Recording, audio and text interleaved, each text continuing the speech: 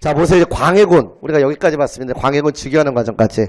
광해군은 일단 제일 중요한 게 뭐냐면 전후복구 사업이야. 그래서 전후복구 사업. 예를 들어, 소실된 양안과 호적을 새롭게 작성을 하고요. 양안은 토지 문서, 그 다음에 호적, 이런 걸 다시 새롭게 이제 작성을 해서 국가 재정을 확보하도록 하는 이런 조치. 그 다음에 아까 우리가 얘기했지만 5대 사고의 정비라고 하는 것도 광해군의 업적에 들어가죠. 5대 사고는 사실은 선조 때 이미 정비가 됐는데 이걸 몇 가지를 좀 바꿔요. 새로 정비해서 광해군 때 완벽하게 이제 완비가 되고, 또 우리가 이거는 또 문화사 관련된 내용이지만 동의보감이 이때 편찬이 되죠. 허준에 의해서 동의보감의 편찬. 허준은 여러분 선조 때 어이였던 사람인데, 자, 이 사람이 이제 거제로 유배를 가죠. 왕이 죽으면 의료사고가 없더라도 일단은 살려내지 못한 거, 이것 때문에 유배를 가요. 여기에 가서 이제 자기의 의술을 집대성한 동의보감을, 자, 이거를 거제도에서 한글로 이제 편찬을 하죠. 한글과 한자로 편찬하는데, 일본과 중국에서도 이게 이제 가능돼 나오고, 현재 유네스코에 지정한 세계 기록유산. 그래서 아주 중요한 게 바로 이 동의보감. 하여튼 요게 이때 편찬이 되고요. 광해군의 어떤 업적 관련해서 또 성곽을 새로 축조하기도 하고, 또 군사제도나 이런 걸 다시 정비하기도 하고. 하지만 쉽지 않아요. 완전히 황폐화되고 더 이상 국가 재정도 악화되고 때문에 쉽지는 않아. 자, 이런 가운데서 하여튼 광해군의 업적들, 자, 이런 거 정리하시고요. 제일 중요한 업적은 사실은 오늘 우리 수업이랑 관련이 없지만 대동법. 사실 대동법을 처음으로 시행을 했죠. 대동법의 시행. 1608년에 대동법, 경기지방에서 처음 대동법을 시행을 했어요. 현물로 납부하던 공납 대신에 1결당 12두에 해당되는 미곡, 아니면 3배 무명 또는 포로 납부하게 하는 체제.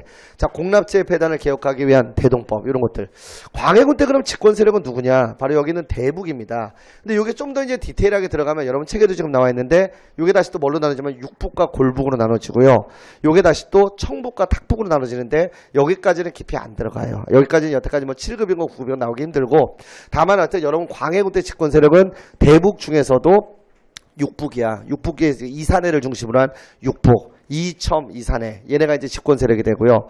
그 다음에 나머지 소북 계열은 사실 유영경 계열인데, 아까 유영경 제거됐다고 그랬잖아. 이게 다시 또 이제 청북과 탁북으로 갈라지게 되는데, 하여튼 얘네들 제거.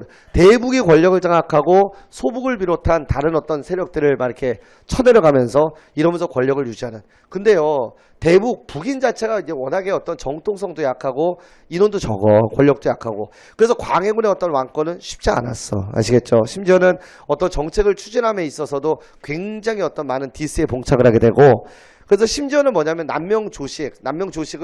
남명조식이 북인의 이제 스승이잖아. 사실 조식을 계승한 문묘에 종사하려고 하는데 남인들의 반발에 의해서 결국에는 문묘 종사가 안 됐거든. 안 되니까 이제 정인홍이 열받아갖고, 정인홍이 조식의 제자인데 북인인데 대북이죠. 열이 받아갖고 이현적, 이황까지 문묘 종사된 거 다 끌어내자, 출양시키자라고 얘기하다가 성균관 유생들 다 일시적으로 다 일어나갖고 막 비판을 하면서 결국 이제 정인홍을 청금록이라고 하는 유생들의 명부에서 이름을 삭제하는 유보를 가하게 되고, 여기에 열받은 광해군은 이게 자기에 대한 도전이다 생각을 하고 성균관 유생들을 다 쫓아내기도 하고, 이런 굉장한 어떤 이 반발, 탈환들이 계속 있었던 시기. 그만큼 광해군의 왕권이 강했다, 약했다? 약했다. 그럴 수밖에 없는 가장 큰 이유 중에 하나는 끝까지 선조가 마지막에 전위교선 내리긴 했지만 광해군을 제대로 세자로 완전히 인정을 한 적이 없다는 거와, 두 번째는 명나라에서 고명을 못 받았어요.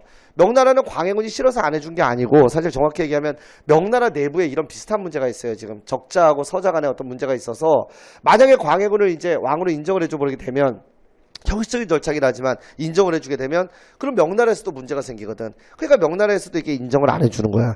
이 명나라에서 고명을 못 받았죠. 우리가 원래 왕이 되면 고명과 책임을 받아야 되는데 그거 못 받았지. 아버지인 선조도 누구나 다 알고 있는 사실이지만 광해군장 인정 안 했지. 이런 것들이 이제 광해군의 왕권이 굉장히 어떤 심각한 위기에 봉착을 하는 상황이 되고, 거기에 또 누구까지 있어요? 지금 영창대군까지 있죠.